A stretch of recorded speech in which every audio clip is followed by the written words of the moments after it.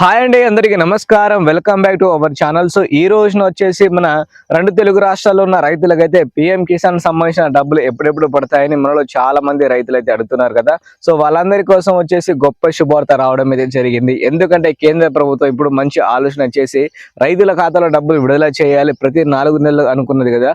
So అదే విధంగా డబ్బులు కూడా విడుదల చేయడానికి అయితే ముందుకైతే రావడం అయితే జరిగింది. కాబట్టి సో ఈ రోజున వచ్చేసి ఎంతమంది రైతుల ఖాతాలో డబ్బులు అయితే వస్తున్నాయి, ఒకవేళ ఏ రోజు నుంచి ఫైనల్ డేట్ అయితే దాని గురించి పూర్తి సమాచారాన్ని ఈ రోజు వీడియోలో మనం అయితే తెలుసుకుందాం. కాబట్టి వీడియోని ఎక్కడ స్కిప్ చేయకుండా పూర్తిగా లాస్ట్ వరకు చూడండి. మరి కొత్తగా చూస్తున్న రైతులు ఎవరైతే ఉంటారో తప్పకుండా వెళ్ళి మన ఛానల్ అనేది సబ్స్క్రైబ్ చేసుకుంటే ఇలాంటి ఇన్ఫర్మేషన్ అనేది తప్పకుండా రోజు మీరైతే పొందవచ్చండి. ఓకేనా? సో ఇప్పుడైతే లేట్ చేయకుండా వీడియోని స్టార్ట్ అయితే చేద్దాం. చిన్న లైక్ అయితే ఇచ్చి మన న్యూస్ ఛానల్ సపోర్ట్ అయితే ఇవ్వండి.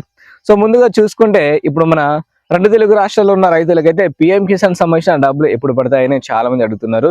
ఆంధ్రప్రదేశ్లో ఉన్న రైతులకైతే కూటమి ప్రభుత్వం ఇచ్చే అన్నదాత, దానితో పాటు పిఎం కిసాన్ సంబంధించిన డబ్బులు రెండింటిని లింక్ పెట్టి ఒకేసారి వచ్చేసి కూటమి ప్రభుత్వం అయితే విడుదల చేస్తుంది. కానీ మన తెలంగాణలో వచ్చేసి దేనికి దానికి సపరేట్గా, అంటే తెలంగాణలో వచ్చేసి రైతు భరోసా ఏదైతే ఉందో అది వచ్చేసి సపరేట్గా రాష్ట్ర ప్రభుత్వం ఇస్తుంది, పిఎం కిసాన్ వచ్చేసి కేంద్ర ప్రభుత్వం అయితే ఇస్తుంది.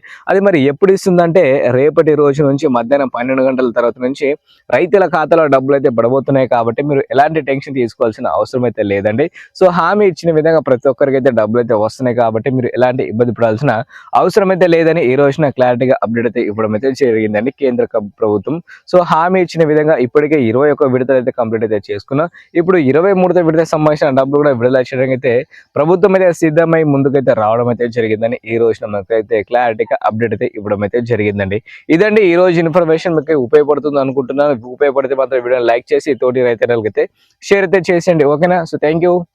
జై హింద్.